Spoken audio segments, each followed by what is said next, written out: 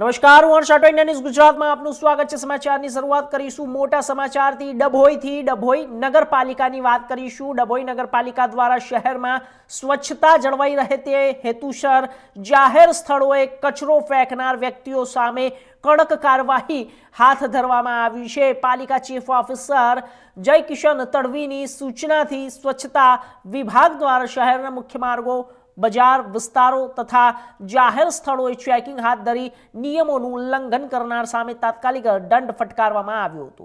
મળતી માહિતી મુજબ ડભોઈના આયુષ સોસાયટી પાસે આવેલ SMFG બેંક દ્વારા જ્યારે જાહેરમાં કચરો ફેંકાતા હોવાનું માલુમ પડતા પાલિકા દ્વારા કડક કાર્યવાહી કરાતા દંડ ફટકારવામાં આવ્યો।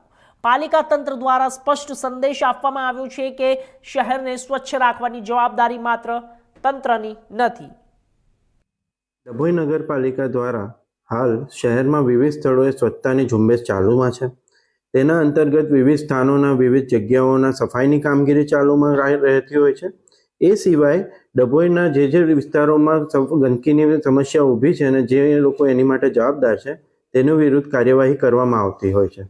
આજ રોજ સ્થળ તપાસ દરમિયાન આયુષ સોસાયટીની બાજુમાં જે કચરાનો ઢગલા મળી આવે છે, જે ઘણી વખત ડભોઈ નગરપાલિકાએ સાફ પણ કરાવેલા છે, તેની તપાસ કરતાં સામે આવેલી એક ખાનગી બેંક દ્વારા ત્યાં આગળ કચરો નખાવવામાં આવે છે તેવી જાણકારી મળેલ હતી।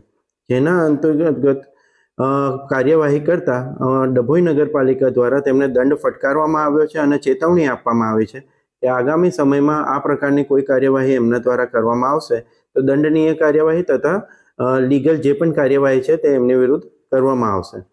આની સાથે સાથે શહેરના વિવિધ લોકોને, નાગરિકોને મારી નમ્ર વિનંતી છે કે આ પ્રકારે કોઈ પણ જગ્યાએ કોઈ પણ વ્યક્તિ, કોઈ પણ સંસ્થા કે કોઈ પણ દ્વારા આ ગંદકી કરવામાં આવતી હોય ને એ પ્રકારની જાણકારી જો આપની પાસે હોય તો એ અમારા ડભોઈ નગરપાલિકાને પહોંચાડવામાં આવે અને હું આશ્વાસન